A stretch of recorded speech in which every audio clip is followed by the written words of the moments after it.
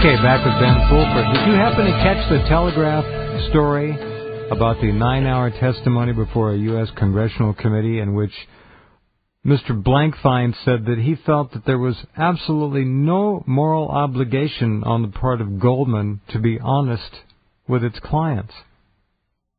Well, that's what happens. You have a conflict of interest, which is what they do.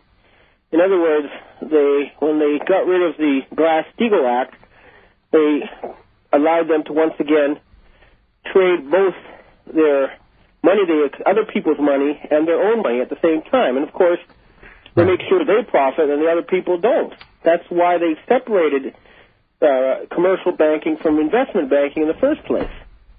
So when you have a system where you're just tempted, I mean, you know, to use other people's money, then there's a problem. And this whole thing started with Clinton and Greenspan. And again, I don't believe this is an accident.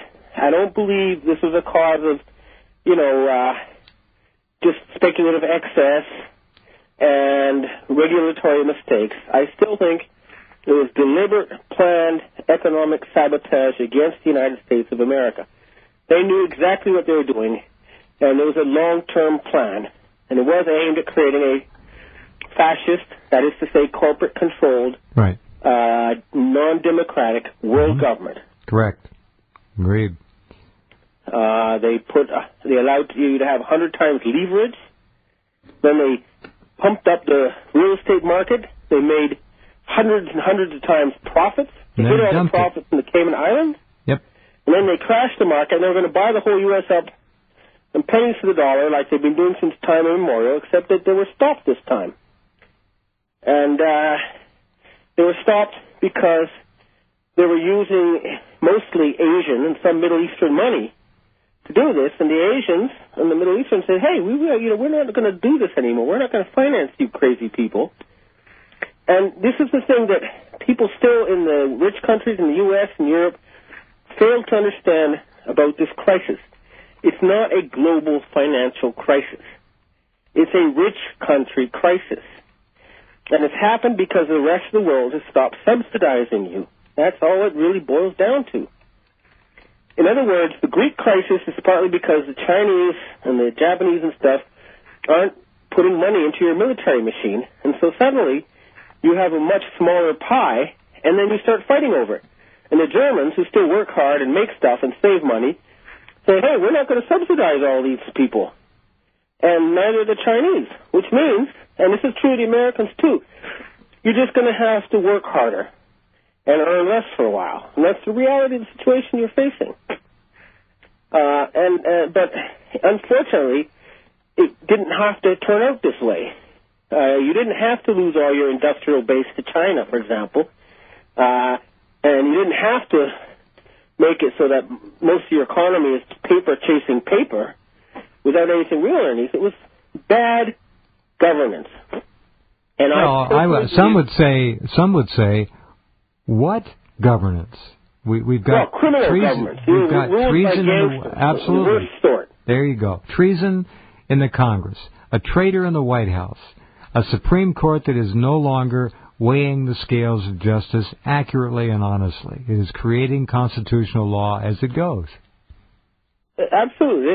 They thought that, you know, they were going to be able to suddenly come out in the open and say, yes, we're fascist dictators and you're our slaves and there's nothing you can do about it. But they forgot that they need to have enforcers to do that. And the enforcers have to come from the people. But since they come from the people, they ultimately listen to the people. And this is what is happening. I just don't believe the Pentagon is going to turn against the American people. I cannot imagine. I know how these people think. I think they're a little bit narrow-minded and stubborn, but they are patriotic, and they do believe they have to fight for the right cause. Otherwise, they don't want to fight. And this is what's happening. It's the military who's going to come in. I'm hearing, again, I don't want to get stuck on dates because, you know, it's such a volatile situation. Sure. But I am hearing that some action is happening soon. And there's stuff you can sort of see, like, if you look at this recent G20 meeting, it was last week, there's few signs there.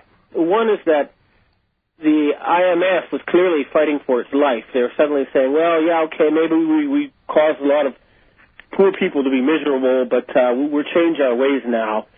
And then they're saying, oh, yeah, and okay, maybe our management used to be controlled just by rich old white men, but we'll change that too. But it's too little, too late. I think that institution is going to be downgraded or maybe even eliminated. I just don't see it continuing as is.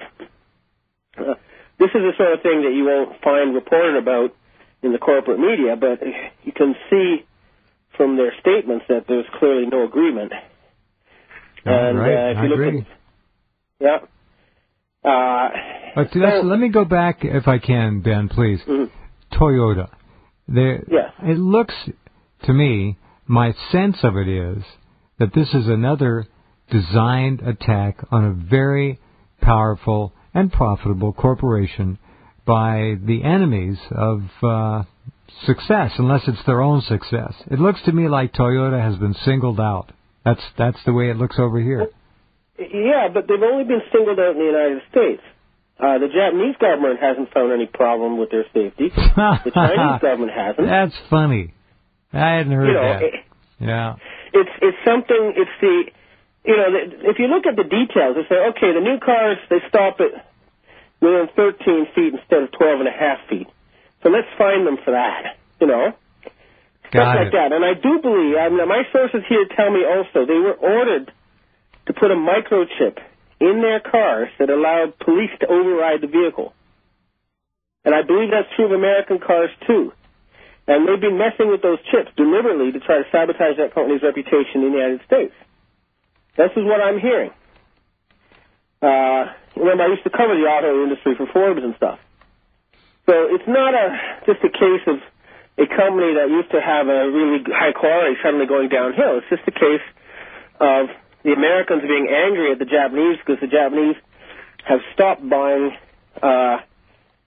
U.S. government bonds because they don't want to finance the giant military machine that's impoverished them over the past 30 years.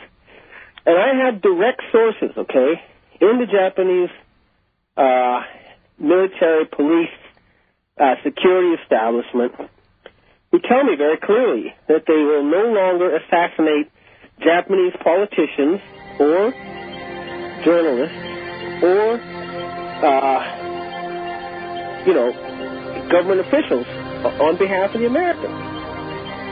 And this whole worldwide policy of the United States of assassination and bribery has created an awful lot of enemies everywhere in the world. Well, it's got to come home to roost, and it won't be too soon for many. Back with Ben Fulford in a minute. Japan, by the way, is opening its first overseas military base since World War II in the Horn of Africa. That announcement came today. It'll be a naval facility. So talk to Ben about Japan's militarism and where it may or may not be going. And we'll do that in just a couple minutes.